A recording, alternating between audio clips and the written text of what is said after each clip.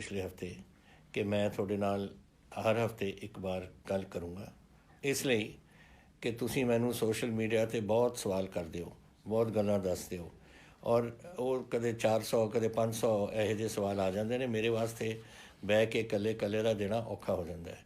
तो मैं अपने दफ्तर नूं कहा सी कि ये सोशल मीडिया दे विचों तुसीं देखो ਜਿਹੜੇ किसी मुद्दे ते ज़्यादा तो ज़्यादा सवाल होण, वो मुद्दे तुसीं मैनूं लिस्ट कर दिओ ते मैं ਉਹਦਾ जवाब दे दिया करांगा एक बार हफ्ते 'ਚ।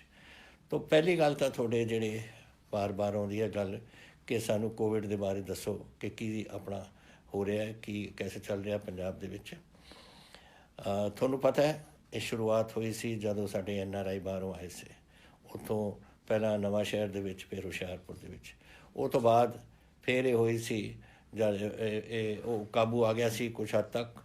फिर साडे जिहड़े आए से इत्थों नंदेड़ साहब तो उत्थों जदों कोई तकरीबन 4200 तो बंदे उत्थों आए से, 3000 तो उपर आए से राजस्थान जिहड़े साडे बंदे गए से उत्थे सरों वड्ढण वास्ते, और कुछ आए से इधरले पासियों अपने कोटा तो जो उत्थे अपने कोर्स वगैरह कर रहे से, उत्थों आगे से कोई 17-18 बंदे जिहड़े एज पॉजिटिव निकले।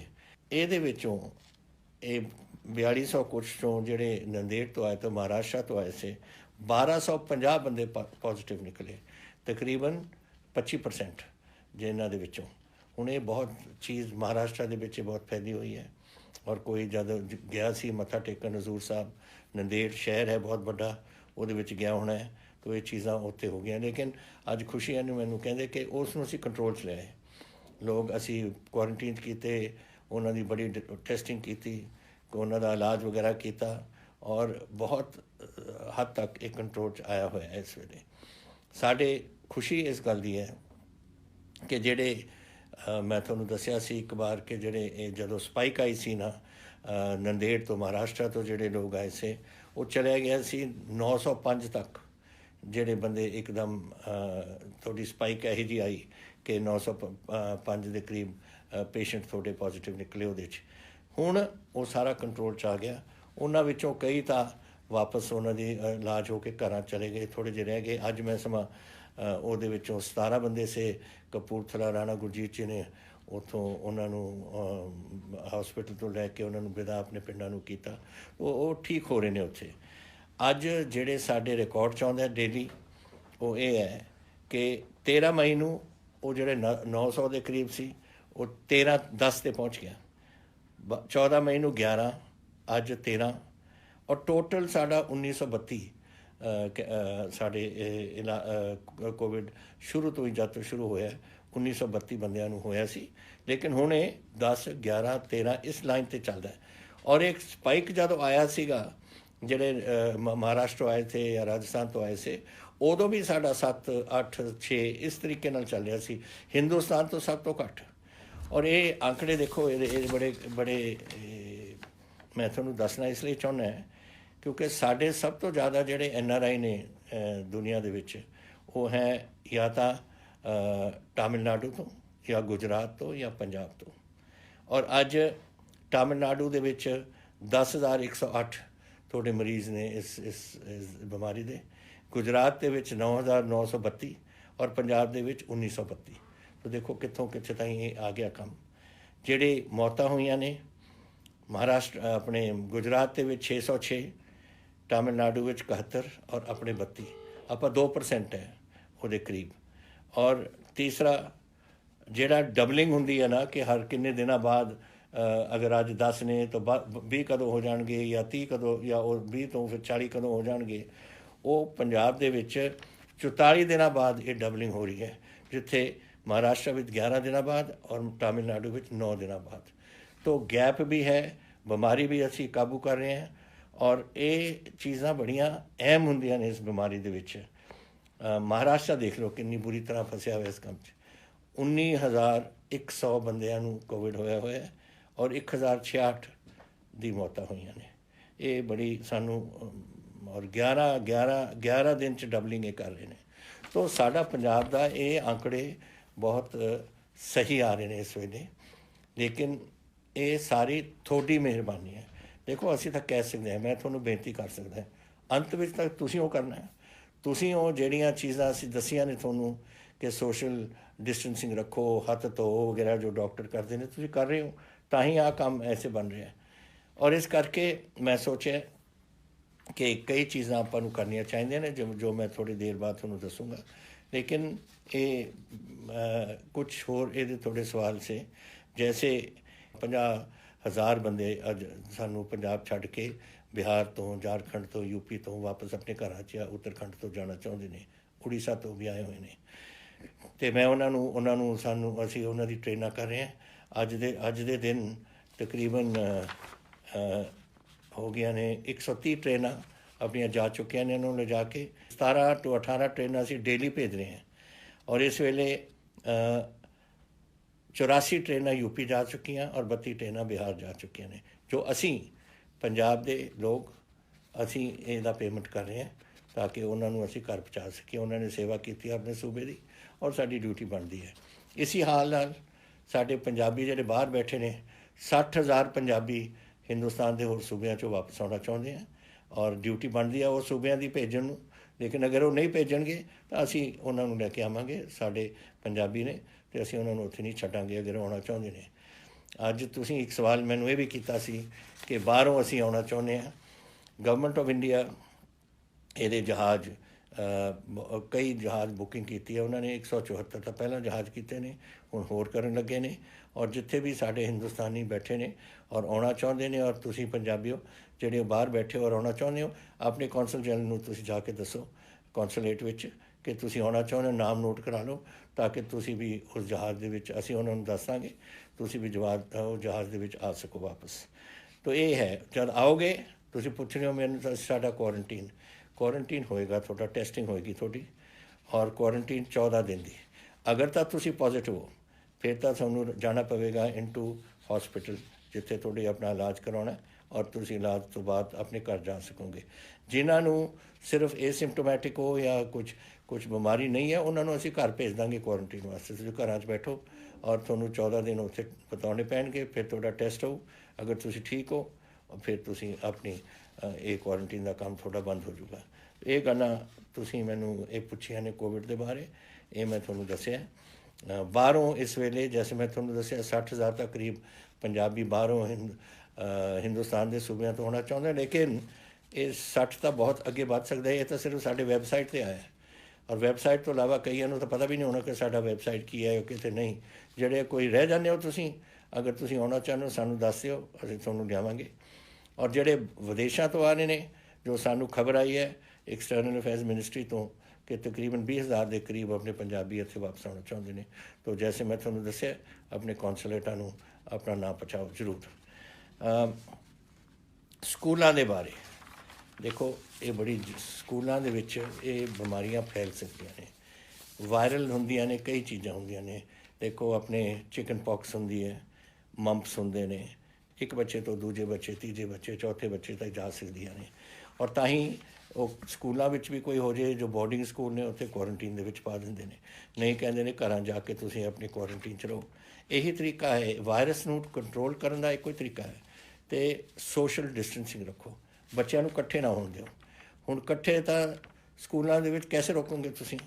ਬੈਂਚ 'ਤੇ ਬਹਿੰਦੇ ਨੇ ਜਾਂ ਖੇਡਦੇ ਨੇ ਜਾਂ ਕੁਛ, ਇੱਕ ਦੂਜੇ ਦੇ ਨਾਲ ਤਾਂ ਮਿਲਣਗੇ ਹੀ। ਕੋਈ ਫੁੱਟਬਾਲ ਖੇਡਦਾ ਹੈ, ਕੋਈ ਕੁਛ ਹੋਰ ਚੀਜ਼ ਖੇਡਦੇ, ਤੁਸੀਂ ਰੋਕ ਨਹੀਂ ਸਕਣਾ ਇਸ ਨੂੰ। ਲੇਕਿਨ ਅਸੀਂ ਸਕੂਲਾਂ ਨੂੰ ਇਹ ਜ਼ਰੂਰ ਕਿਹਾ ਕਿ ਇਹਦੇ ਦੌਰਾਨ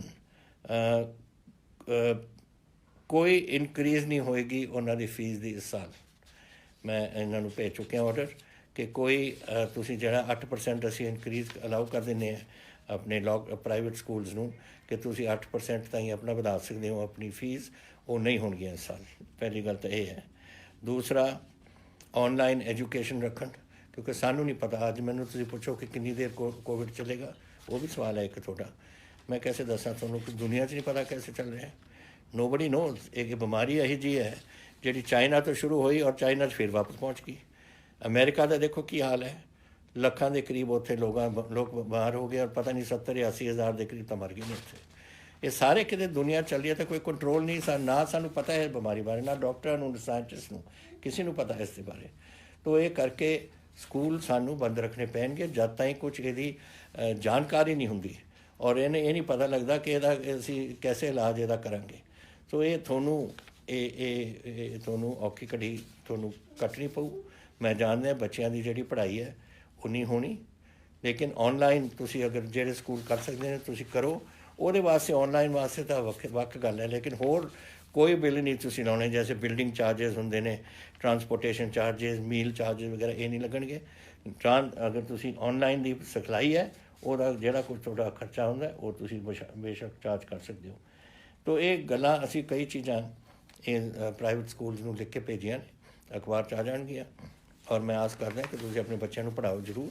ਔਰ ਜੈਸੇ ਹੀ ਸਾਨੂੰ ਪਤਾ ਲੱਗਦਾ ਹੈ ਕਿ ਇਹ ਕੰਮ ਹੁਣ ਦਬਣ ਲੱਗ ਗਿਆ ਔਰ ਕੋਈ ਇਹਦਾ ਕੋਈ ਇਲਾਜ ਮਿਲ ਰਿਹਾ ਤਾਂ ਅਸੀਂ ਸਕੂਲ ਖੋਲ੍ਹ ਸਕਾਂਗੇ। ਇਹ ਤੁਹਾਡੇ ਬੱਚਿਆਂ ਦੀ ਬਿਹਤਰੀ ਵਾਸਤੇ ਹੈ, ਤੁਹਾਡੇ ਪਰਿਵਾਰ ਦੀ ਔਰ ਤੁਹਾਡੇ ਬੱਚਿਆਂ ਦੀ ਸਿਹਤ ਵਾਸਤੇ ਹੈ।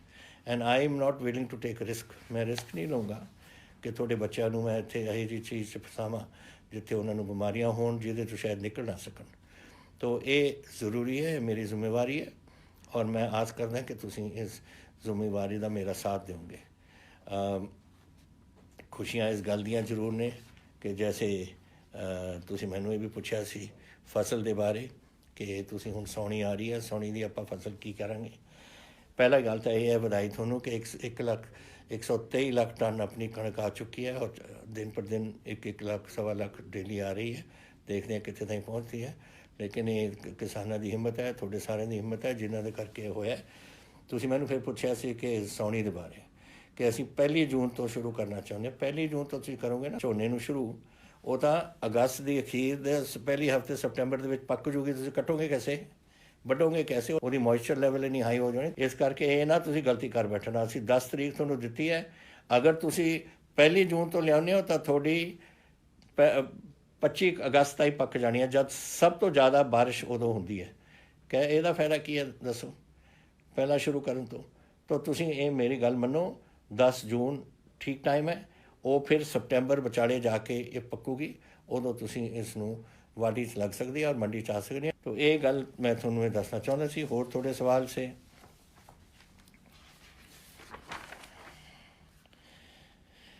ਸਰਕਾਰ ਗਵਰਨਮੈਂਟ ਆਫ ਇੰਡੀਆ ਨੂੰ ਫਲਾਈਟਾਂ ਅਤੇ ਟ੍ਰੇਨ ਲਾਉਣੇ ਚਾਹੀਦੇ ਨੇ, ਮੈਂ ਸਮਝਦਾ ਲਾਉਣੇ ਚਾਹੀਦੇ ਨੇ। ਔਰ ਫਲਾਈਟਾਂ ਤਾਂ ਜੈਸੇ ਮੈਂ ਤੁਹਾਨੂੰ ਕਿਹਾ ਲੋਕਾਂ ਨੂੰ ਲੈ ਕੇ ਆ ਰਹੇ ਨੇ ਬਾਹਰੋਂ, ਔਰ ਟ੍ਰੇਨਾਂ ਤਾਂ ਹੁਣ ਚੱਲ ਹੀ ਰਹੀਆਂ ਨੇ। ਅਸੀਂ ਜਿਹੜੇ ਆਪਣੇ ਬੰਦੇ ਜਾ ਰਹੇ ਨੇ ਤਾਂ ਇਸ ਤੋਂ ਬਾਅਦ ਜਦੋਂ ਬੰਦਿਆਂ ਨੂੰ ਪਹੁੰਚਾ ਦੇਣ ਆਪਣੇ ਆਪਣੇ ਸੂਬਿਆਂ ਦੇ ਵਿੱਚ, ਉਸ ਤੋਂ ਬਾਅਦ ਇਹਨਾਂ ਨੂੰ ਚਾਲੂ ਕਰਨਾ ਚਾਹੀਦਾ। ਮੈਂ ਇਹਦੇ ਸਹਿਮਤ ਹਾਂ। ਤੁਸੀਂ ਇਹ ਵੀ ਕਿਹਾ ਕਿ ਮੈਂ ਇੱਕ ਛੋਟਾ ਇਹ ਸੰਗਰੂਰ ਤੋਂ ਆਇਆ ਕਿ ਮੈਂ ਇੱਕ ਛੋਟਾ ਬਿਜ਼ਨਸਮੈਨ ਹੈ ਲੁਧਿਆਣੇ ਤੋਂ, ਅਤੇ ਮੈਂ ਪਿਛਲੇ 2 ਮਹੀਨਿਆਂ 'ਚ ਮੇਰੀ ਕੋਈ ਕਮਾਈ ਨਹੀਂ ਹੋਈ। ਮੈਂ ਆਪਣਾ ਬਿਜ਼ਨਸ ਕੈਸੇ ਖੋਲ੍ਹ ਸਕਦਾ? ਦੁਕਾਨ ਹੋਣੀ, ਉਹਦੀ ਕੁਛ ਛੋਟਾ ਜਿਹਾ ਕੰਮ ਹੋਣਾ। ਅਸੀਂ ਇਹਦਾ ਅਗਲੇ 2 ਦਿਨਾਂ ਦੇ ਵਿੱਚ ਤੁਹਾਨੂੰ ਪੂਰਾ ਇਹਦਾ ਕੱਢ ਕੇ ਦੇਵਾਂਗੇ। ਅਸੀਂ ਵੱਧ ਤੋਂ ਵੱਧ ਤੁਹਾਡੇ ਛੋਟੇ ਬਿਜ਼ਨਸਿਸ ਜਿਹੜੀਆਂ ਨੇ, ਤੁਹਾਡੇ ਦੁਕਾਨਾਂ ਨੇ, ਉਹ 18 ਤਰੀਕ ਨੂੰ ਤੁਹਾਨੂੰ ਪਤਾ ਹੈ ਸਾਡਾ ਲੋਕਡਾਊਨ ਇਹ ਪਹਿਲਾ ਨੰਬਰ 3 ਲੋਕਡਾਊਨ ਖਤਮ ਹੋ ਰਿਹਾ ਔਰ ਉਸ ਤੋਂ ਬਾਅਦ ਆਪਾਂ ਨੇ ਫੈਸਲਾ ਕਰਨਾ ਚੌਥੇ ਲੋਕਡਾਊਨ ਦਾ। ਲੇਕਿਨ 18 ਤਰੀਕ ਨੂੰ ਮੈਂ ਤੁਹਾਡੀਆਂ ਵੱਧ ਤੋਂ ਵੱਧ ਦੁਕਾਨਾਂ ਔਰ ਬਿਜ਼ਨਸਿਸ ਤੁਹਾਡਾ ਖੋਲ੍ਹਾਂਗਾ ਜਿੱਥੇ ਕੰਟੇਨਮੈਂਟ ਏਰੀਆਜ਼। ਹੁਣ ਮੈਨੂੰ ਇਹ ਰੈੱਡ, ਔਰੇਂਜ ਅਤੇ ਹਰਾ, ਇਹ ਜਿਹੜਾ ਲਾਲ, ਕੇਸਰੀ ਅਤੇ ਹਰਾ ਜਿਹੜੇ ਰੰਗ ਰੱਖੇ ਨੇ, ਮੈਂ ਇਹਦੇ ਨਾਲ ਕੋਈ ਸਹਿਮਤ ਨਹੀਂ। ਮੈਂ ਪ੍ਰਾਈਮ ਮਿਨਿਸਟਰ ਸਾਹਿਬ ਨੂੰ ਵੀ ਕਿਹਾ ਸੀ ਉਸ ਦਿਨ ਬੋਲਦੇ ਹੋਏ ਕਿ ਇਹ ਗੱਲਾਂ ਮੈਨੂੰ ਨਹੀਂ ਪਤਾ, ਇਹ ਸਾਨੂੰ ਪਤਾ ਹੈ ਪੰਜਾਬ ਦੇ ਵਿੱਚ ਕੀ ਹਾਲਾਤ ਨੇ। ਚੀਫ ਮਿਨਿਸਟਰ ਹੋਰ ਸੂਬਿਆਂ ਨੂੰ ਪਤਾ ਹੈ, ਸਾਨੂੰ ਸਾਡੇ 'ਤੇ ਛੱਡੋ ਕਿ ਅਸੀਂ ਕੀ ਕਰਾਂਗੇ। ਅਤੇ ਅਸੀਂ ਹੁਣ ਰੱਖਾਂਗੇ ਕਨਫਾਈਨਮੈਂਟ ਜ਼ੋਨ ਜਾਂ non confinement zone. Confinement zone ਦੇ ਜਿੱਥੇ ਬਿਮਾਰੀ ਆ ਉੱਥੇ ਮੁਹੱਲੇ ਨੂੰ ਸੀਲ ਆਫ ਕਰਕੇ ਬਾਕੀ ਸ਼ਹਿਰ ਮੇਰੇ ਖੋਲ੍ਹਣ ਦਾ ਪੂਰਾ ਇਰਾਦਾ ਹੈ ਔਰ 18 ਤਰੀਕ ਨੂੰ ਅਸੀਂ ਇਹ ਕਰਾਂਗੇ ਤਾਂ ਕਿ ਤੁਸੀਂ ਆਪਣੇ ਬਿਜ਼ਨਸਿਸ ਉੱਥੇ ਚਲਾ ਸਕੋ। ਮੈਨੂੰ ਅਫਸੋਸ ਹੈ ਕਿ ਤੁਹਾਡਾ ਨੁਕਸਾਨ ਹੋਇਆ, ਲੇਕਿਨ ਕਰੀਏ ਕੀ, ਇਹ ਤਾਂ ਸਾਡੇ ਸਾਰਿਆਂ ਦੇ ਹੱਥ ਤੋਂ ਬਾਹਰ ਸੀ ਗੱਲ। ਔਰ ਅਸੀਂ ਪਹਿਲਾਂ ਮੇਰੇ ਵਾਸਤੇ ਪੰਜਾਬੀਆਂ ਦੀ ਜਾਨ ਦਾ ਖਤਰਾ ਸੀ ਉਹ ਦੂਰ ਕਰਨਾ ਸੀ, ਤੁਹਾਡੀ ਜਾਨਾਂ ਬਚਾਉਣੀਆਂ ਸੀ, ਤੁਹਾਡੇ ਇਹ ਪਰਿਵਾਰਾਂ ਨੂੰ ਇਸ ਬਿਮਾਰੀ ਤੋਂ ਦੂਰ ਰੱਖਣਾ ਸੀ। ਇਹ ਮੇਰਾ ਪਹਿਲਾ ਸੀ। ਉਸ ਤੋਂ ਬਾਅਦ ਸੀ ਬਿਜ਼ਨਸ, ਇੰਡਸਟਰੀ ਵਗੈਰਾ। ਲੇਕਿਨ ਹੁਣ ਸਮੇਂ ਆ ਗਿਆ, ਕਿਉਂਕਿ ਮੈਨੂੰ ਪਤਾ ਹੈ ਕਈ ਲੋਕ ਤਾਂ ਜੋ ਦੁਕਾਨਾਂ ਤੋਂ ਕਮਾਉਂਦੇ ਨੇ ਉਹੀ ਖਾਂਦੇ ਨੇ, ਅਤੇ ਇਸ ਤਰੀਕੇ ਨਾਲ 2 ਹਫ਼ਤੇ 2 ਮਹੀਨੇ ਤਾਂ ਬਹੁਤ ਲੰਬਾ ਹੋ ਜਾਂਦਾ ਅਰਸਾ। ਤਾਂ ਇਸ ਕਰਕੇ ਇਹਦਾ ਅਸੀਂ 18 ਤਰੀਕ ਨੂੰ ਐਲਾਨ ਕਰਾਂਗੇ ਤਾਂ ਕਿ ਤੁਸੀਂ ਆਪਣੇ ਵਿੱਚ ਉੱਥੇ ਕੰਮ ਚਲਾ ਸਕੋ। ਲੌਂਗ ਟਰਮ ਇਫੈਕਟ ਤੁਸੀਂ ਪੁੱਛਿਆ, ਇਹ ਜਲੰਧਰ ਤੋਂ ਆਇਆ ਰਿਸ਼ੀ ਮਲਹੋਤਰਾ ਜੀ ਦਾ ਸਵਾਲ ਕਿ ਲੌਂਗ ਟਰਮ ਇਫੈਕਟ ਕੋਵਿਡ ਦਾ ਸਾਡੇ 'ਤੇ ਕੀ ਹੈ। ਮੈਂ ਦੇਖੋ, ਇਹ ਇੱਕ ਬਿਮਾਰੀ ਹੈ, ਹਰ ਬਿਮਾਰੀ ਤੋਂ ਜਿਹੜਾ ਲੰਘ ਜਾਂਦਾ ਹੈ ਉਹ ਫਿਰ ਠੀਕ ਹੋ ਜਾਂਦਾ ਹੈ ਤਾਂ ਸਿਹਤ ਠੀਕ ਹੋ ਜਾਂਦੀ ਹੈ। ਔਰ ਵਾਹਿਗੁਰੂ ਕਰੇ ਇਹ ਬਿਮਾਰੀ ਕੋਈ ਲੌਂਗ ਟਰਮ ਕੋਈ ਅਸਰ ਨਾ ਪਵੇ ਕਿਸੇ 'ਤੇ, ਤੁਸੀਂ ਠੀਕ ਹੋ ਜਾਓਗੇ। ਜੋ ਪਤਾ ਲੱਗ ਰਿਹਾ, ਜੋ ਇੱਥੇ ਦੇ ਪੰਜਾਬ ਦੇ ਵਿੱਚ ਵੀ ਅੱਜ ਵੀ ਮੈਂ ਗੱਲ ਕਰ ਰਿਹਾ ਸੀ, ਕਪੂਰਥਲੇ 'ਚ 17 ਬੰਦੇ ਜਿਹੜੇ ਕੋਵਿਡ ਤੋਂ ਹੁਣ ਠੀਕ ਹੋਏ ਨੇ, ਉਹ ਕਹਿੰਦੇ ਸੀ ਅਸੀਂ ਚੜ੍ਹਦੀ ਕਲਾ 'ਚ ਹੈ, ਅਸੀਂ ਬੜੇ ਤਕੜੇ ਹਾਂ, ਸਭ ਕੁਛ ਠੀਕ ਹੈ। ਔਰ ਮੇਰਾ ਖਿਆਲ ਇੱਕ ਵਾਰ ਤੁਸੀਂ ਤੁਹਾਡੀ ਸਿਹਤ ਠੀਕ ਹੋ ਜਾਏ ਇਹ ਬਿਮਾਰੀ ਤੋਂ ਬਾਅਦ, ਬਿਲਕੁਲ ਤੁਸੀਂ ਠੀਕ ਰਹੋਗੇ, ਤਾਂ ਤੁਹਾਨੂੰ ਫਿਕਰ ਕਰਨ ਦੀ ਲੋੜ ਨਹੀਂ। ਔਰ ਤੁਸੀਂ ਬਸ ਤਗੜੇ ਤਰੀਕੇ ਨਾਲ ਫਿਰ ਜਿਹੜਾ ਕੰਮ ਚੱਲਿਆ ਹੋਇਆ ਉਸ 'ਤੇ ਲੱਗੋ।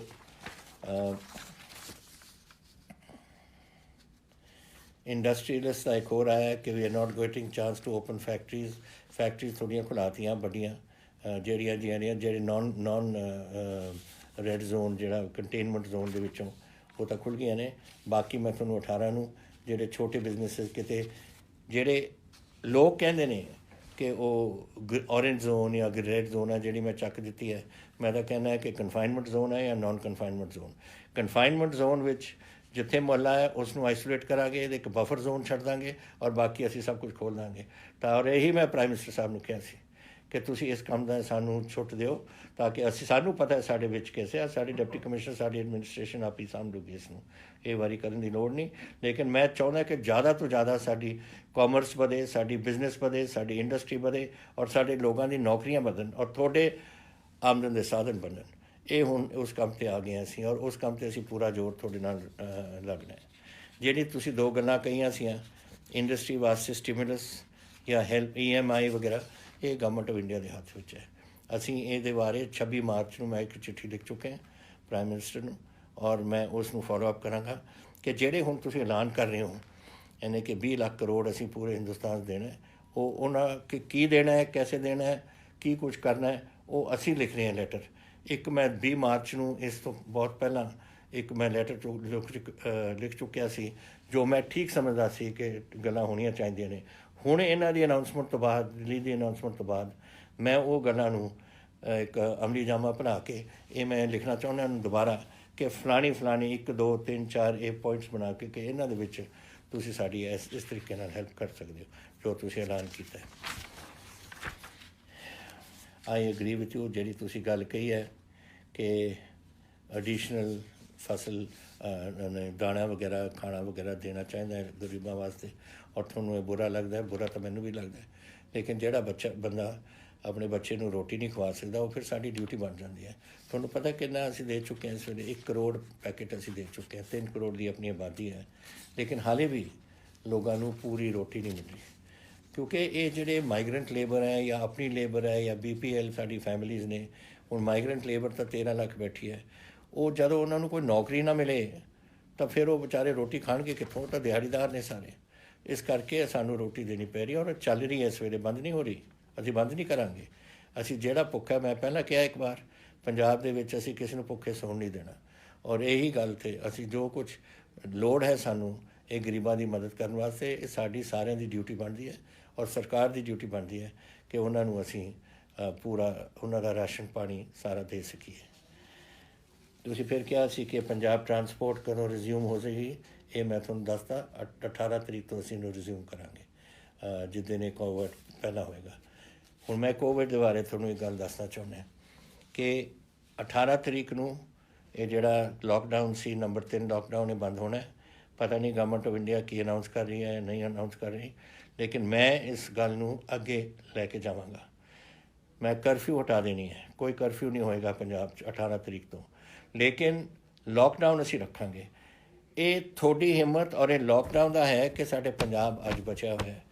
ਅੱਜ ਹੁਣ ਜਿਹੜੇ ਦੇਖੋ, ਅਗਰ 60,000 ਲੋਕ ਬਾਹਰੋਂ ਆ ਜਾਣ ਅਤੇ 20 ਲੱਖ ਵਿਦੇਸ਼ਾਂ ਤੋਂ ਆ ਜਾਣ ਅਤੇ ਸਾਨੂੰ ਉਹਦਾ ਧਿਆਨ ਰੱਖਣਾ ਪਊ। ਅਸੀਂ ਉਹਨਾਂ ਨੂੰ ਕੁਆਰੰਟੀਨ 'ਚ ਪਾਵਾਂਗੇ ਸਾਰਿਆਂ ਨੂੰ, ਲੇਕਿਨ ਫਿਰ ਵੀ ਕੁਝ ਘੁੰਮਦੇ ਨੇ, ਉਦੋਂ ਜਦ ਅਸੀਂ ਆਉਂਦੇ ਨੇ ਉਦੋਂ ਤਾਂ ਲੱਗਦੇ ਨੇ ਪੋਜ਼ੀਟਿਵ, ਹਫ਼ਤੇ ਬਾਅਦ 10 ਦਿਨ ਬਾਅਦ ਫਿਰ ਉਹਨਾਂ ਨੂੰ ਕੋਈ ਬਿਮਾਰੀ ਲੱਗ ਜਾਂਦੀ, ਕਿਉਂਕਿ ਬਿਮਾਰੀ 5ਵੇਂ ਔਰ 7ਵੇਂ ਦਿਨ ਦੇ ਦਰਮਿਆਨ ਇਹ ਦਿਖਦੀ ਹੈ। ਜਿਹਨੂੰ ਲੱਗ ਜਾਂਦੀ ਹੈ ਪਹਿਲੇ ਦਿਨ ਤਾਂ ਠੀਕ ਹੁੰਦਾ, ਤਾਂ ਜਦ ਪਾਲਮ ਆ ਜਾਏ ਉਦੋਂ ਤਾਂ ਠੀਕ ਲੱਗਦਾ ਹੈ, ਉਦੋਂ ਟੈਸਟ ਵੀ ਕਲੀਅਰ ਹੋਣਗੇ, ਲੇਕਿਨ ਹਫ਼ਤੇ 10 ਦਿਨ ਬਾਅਦ ਫਿਰ ਹੋ ਸਕਦਾ ਫਿਰ ਕੀ ਕਰਾਂਗੇ। ਤੋ ਇਸ ਕਰਕੇ ਸਾਨੂੰ ਲੋਕਡਾਊਨ ਰੱਖਣਾ ਪਊ ਜਦ ਤੱਕ ਸਾਰੇ ਪੰਜਾਬੀ ਘਰ ਨਹੀਂ ਆਉਂਦੇ। ਲੇਕਿਨ ਮੈਂ ਉਹਦੇ 'ਚ ਰਾਹਤ ਬੜੀ ਦੇਵਾਂਗਾ, ਮੈਂ ਰਾਹਤ ਦੇਵਾਂਗਾ, ਲੇਕਿਨ ਤੁਸੀਂ ਮੇਰਾ ਹੁਣ ਸਾਥ ਤੁਹਾਨੂੰ ਦੇਣਾ ਪਊ। ਦੇਖੋ ਮੈਂ ਨਹੀਂ ਚਾਹੁੰਦਾ ਕਿ ਇਹ ਬਿਮਾਰੀ ਜ਼ਿਆਦਾ ਫੈਲੇ ਇੱਥੇ, ਔਰ ਤੁਸੀਂ ਵੀ ਤੰਗ ਹੋ। ਤੰਗੀ ਇਹ ਜਿਹੜੀ ਲੋਕਡਾਊਨ ਦੀ ਹੁੰਦੀ ਹੈ, ਇਹ ਲੋਕਾਂ ਨੂੰ ਤੰਗ ਕਰਨ ਦੀ ਉਹ ਗੱਲ ਹੈ, ਲੇਕਿਨ ਇਹ ਤੁਹਾਡੀ ਸਿਹਤ ਵਾਸਤੇ ਹੈ।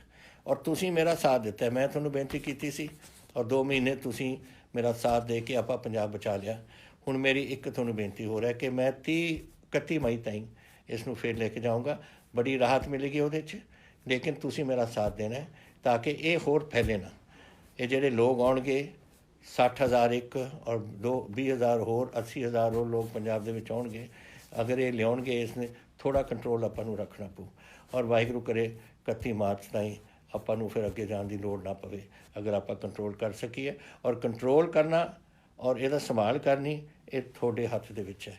ਤਾਂ ਮੈਂ ਆਸ ਕਰਦਾ ਕਿ ਤੁਸੀਂ ਮੇਰੀ ਗੱਲ ਫੇਰ ਮੰਨੋਗੇ ਇੱਕ ਵਾਰ, ਔਰ ਆਪਾਂ ਆਪਣੇ ਪੰਜਾਬ ਨੂੰ ਇਸ ਬਿਮਾਰੀ ਤੋਂ ਕੱਢੀਏ ਔਰ ਆਪਾਂ ਉਸ ਨੂੰ ਬਚਾਈਏ। ਇੱਕ ਸਵਾਲ ਤੁਸੀਂ ਕੀਤਾ ਸੀ ਕਿ ਗਵਰਨਮੈਂਟ ਦੇ ਵਿੱਚ ਤੁਸੀਂ ਰਿਕਰੂਟਮੈਂਟ ਕਰੋਗੇ ਜਾਂ ਨਹੀਂ। ਇਹ ਤੁਹਾਨੂੰ ਪਤਾ ਹੈ ਕਿ ਅਸੀਂ ਆਪਣੇ ਪਿਛਲੇ ਬਜਟ ਸੈਸ਼ਨ ਦੇ ਦੌਰਾਨ ਐਲਾਨ ਕੀਤਾ ਸੀ ਕਿ ਅਸੀਂ 1 ਲੱਖ ਨੌਕਰੀਆਂ ਇਹਦੇ ਵਿੱਚ ਇਸ ਸਾਲ ਦੇ ਵਿੱਚ ਕਰਾਂਗੇ। ਫਿਰ ਕੋਵਿਡ ਹੋ ਗਿਆ ਸ਼ੁਰੂ, ਲੇਕਿਨ ਇਹਦਾ ਮਤਲਬ ਇਹ ਨਹੀਂ ਕਿ ਅਸੀਂ ਨਹੀਂ ਕਰਾਂਗੇ, ਇਹ ਬਿਲਕੁਲ ਕਰਾਂਗੇ। ਇਹਦੇ ਵਾਸਤੇ ਅਸੀਂ ਹੁਣ ਬਣਾ ਰਹੇ ਹਾਂ ਕਿ ਕਿਸ ਤਰੀਕੇ ਨਾਲ ਅਸੀਂ ਇਹ ਰਿਕਰੂਟਮੈਂਟ ਡਰਾਈਵ ਕਰਨੀਆਂ ਨੇ, ਔਰ ਕੁਛ ਦਿਨਾਂ ਵਿੱਚ ਤੁਹਾਡੇ ਸਾਹਮਣੇ ਇਹ ਗੱਲ ਅਸੀਂ ਰੱਖਾਂਗੇ ਤਾਂ ਕਿ ਜਿਨ੍ਹਾਂ ਨੇ ਅਪਲਾਈ ਕਰਨਾ ਹੈ ਉਸ ਵਾਸਤੇ ਕਰੋ, ਔਰ ਅਸੀਂ ਇੰਟਰਵਿਊਜ਼ ਵਗੈਰਾ ਦਾ ਪ੍ਰਬੰਧ ਕਰ ਰਹੇ ਹਾਂ। ਇੱਕ ਤਾਂ ਇਹ ਹੈ। ਇੱਕ ਮੁਕੁਲ ਚੋਪੜਾ ਜੀ ਨੇ ਪੁੱਛਿਆ ਮੈਨੂੰ ਕਿ GNDU ਦਾ ਐਗਜ਼ਾਮੀਨੇਸ਼ਨ ਕਦੋਂ ਰੱਖਿਆ ਜਾਵੇਗਾ।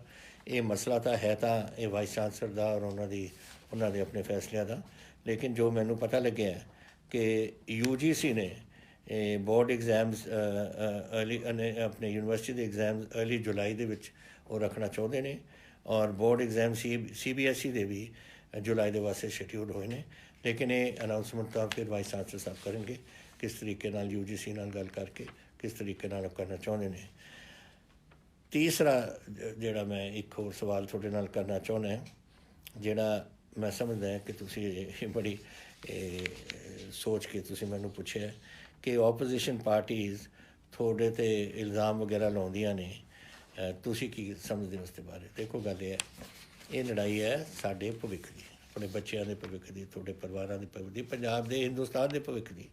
ਔਰ ਮੈਂ ਸਾਰੇ ਆਪੋਜੀਸ਼ਨ ਪਾਰਟੀਆਂ ਨੂੰ ਸੱਦਿਆ ਸੀ ਔਰ ਮੈਂ ਉਹਨਾਂ ਨੂੰ ਬੁਲਾਇਆ ਕਿ ਸਾਰਿਆਂ ਨੇ ਮੈਨੂੰ ਭਰੋਸਾ ਦਿੱਤਾ ਸੀ, ਹਰ ਪਾਰਟੀ ਨੇ, ਕਿ ਅਸੀਂ ਤੁਹਾਡਾ ਇਸ ਕੋਵਿਡ ਦੇ ਬਿਮਾਰੀ ਦੇ ਸਮੇਂ ਤੁਹਾਡਾ ਪੂਰੀ ਸਪੋਰਟ ਕਰਾਂਗੇ। ਅਗਰ ਹੁਣ ਉਹ ਭੁੱਲ ਗਏ ਨੇ ਆਪਣਾ ਜਿਹੜਾ ਵਾਅਦਾ ਮੇਰੇ ਨਾਲ ਕੀਤਾ ਸੀ ਔਰ ਹੁਣ ਸਿਆਸਤ ਨੂੰ ਅੱਗੇ ਲਿਆਏ ਨੇ, ਫਿਰ ਮੈਂ ਕੀ ਕਹਿ ਸਕਦਾ ਇਹਦੇ ਬਾਰੇ। ਵੈਸੇ ਉਹਨਾਂ ਨੂੰ ਸੋਚਣਾ ਚਾਹੀਦਾ ਹੈ ਕਿ ਇਹ ਪੰਜਾਬ ਦੇ ਔਰ ਪੰਜਾਬ ਦੇ ਲੋਕਾਂ ਦਾ ਭਵਿੱਖ ਹੈ, ਔਰ ਜਦੋਂ ਤਾਈਂ ਇਹ ਲੜਾਈ ਮੁੱਕਦੀ ਨਹੀਂ ਔਰ ਆਪਾਂ ਇਹਦੇ 'ਚ ਫਤਿਹ ਨਹੀਂ ਆਪਾਂ ਇੱਥੇ ਹੋਵਾਂਗੇ ਤਾਂ ਇਹ ਗੱਲ ਪੰਜਾਬ ਦੇ ਵਿੱਚ ਫੈਲਦੀ ਰਹੂ। ਔਰ ਇਸ ਕਰਕੇ ਸਾਡਾ ਸਾਥ ਹੋਣਾ ਚਾਹੀਦਾ ਸੀ ਉਹਨਾਂ ਦਾ। ਔਰ ਮੈਂ ਅੱਜ ਵੀ ਆਸ ਕਰਦਾ ਕਿ ਜਿਹੜਾ ਭਰੋਸਾ ਉਹਨਾਂ ਨੇ ਮੈਨੂੰ ਦਿੱਤਾ ਹੈ ਉਹ ਇਸ ਕੋਵਿਡ ਤੋਂ ਇਲਾਵਾ ਜੋ ਮਰਜ਼ੀ ਕਰੋ ਸਿਆਸਤ, ਲੇਕਿਨ ਕੋਵਿਡ ਵਿੱਚ ਸਾਡਾ ਸਾਥ ਦਿਓ ਤਾਂ ਕਿ ਆਪਾਂ ਪੰਜਾਬ ਨੂੰ ਔਰ ਪੰਜਾਬੀਆਂ ਨੂੰ ਇਸ ਔਰ ਆਪਣੇ ਬੱਚਿਆਂ ਨੂੰ ਇਸ ਤੋਂ ਬਚਾ ਸਕੀਏ। ਮੈਨੂੰ ਇੱਕ ਮਹਿੰਦਰਪਾਲ ਜੀ ਨੇ ਜਲੰਧਰ ਤੋਂ ਲਿਖੀ ਹੈ ਚਿੱਠੀ ਕਿ ਉਹ ਇੱਕ ਪਾਸ ਲੈਣਾ ਚਾਹੁੰਦੇ ਸੀ, ਉਹਨਾਂ ਨੂੰ ਪਾਸ ਨਹੀਂ ਮਿਲਦਾ।